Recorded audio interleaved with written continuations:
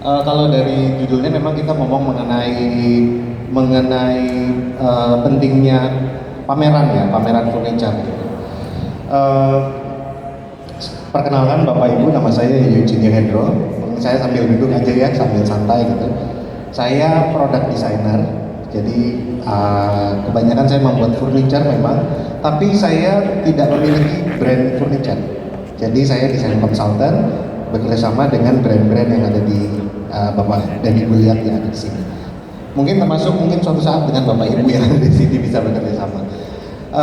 Kami memang memfokuskan diri ke product design karena dulu saya punya brand sendiri Bu, namanya Nook Living. Saya punya showroom, saya punya workshop, saya punya showroomnya ada di Kemang, Jakarta. Kemudian saya punya workshop untuk bikin furniture. Ternyata nggak segampang itu ya untuk membuat atau menjalankan bisnis furniture. Butuh 5 tahun baru saya sadar bahwa ternyata jalur saya nggak di situ gitu. Jalur saya ternyata fokus mendesain, bukan menjual.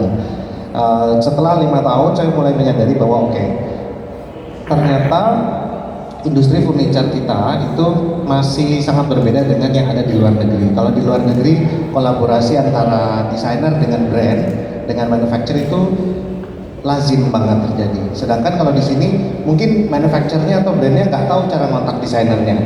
Desainernya pun mau ngontak manufacturernya nggak tahu siapa ya, kemana ya. Ada banyak banget yang bisa kita ajak berkolaborasi dan punya visi yang sama. Itu kan harus kayak semacam pacaran dulu ya, harus semacam diperkenalkan, saling memperkenalkan diri.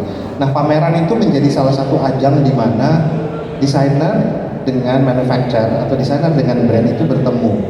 Kita bisa saling bertukar informasi, saling memperkenalkan diri dan saling berkolaborasi. Itu pentingnya pentingnya pameran kalau dari kacamata saya sebagai seorang desainer. Tentu kalau dari kacamata produsen, bapak-bapak dan ibu-ibu di sini sudah sangat mengetahui ya. Jadi kan memang untuk buyer, mencari buyer, cari tren yang baru, cari inovasi baru, mencari nilai inovasi yang apa sih yang baru sekarang marketnya kemana dan lain sebagainya. Nah, selama saya mengikuti beberapa kali pameran, jadi walaupun kami fokus kepada mendesain produk untuk brand lain, bekerja sama dengan manufacturer atau brand lain, tapi kami juga hampir setiap tahun mengikuti pameran ke luar negeri ataupun dalam negeri. Pameran itu menjadi dasar yang menurut kami harus selalu dilakukan. Saya tahu investasinya tidak sedikit. Ketika kita bicara mengenai pameran pasti ada pertimbangan yang macam-macam, terlebih lagi dari sisi dana ya. Belum lagi logistik, belum lagi jauh, belum lagi segala macam. Belum lagi apakah tepat sebenarnya pameran ini dengan saya apa tidak gitu.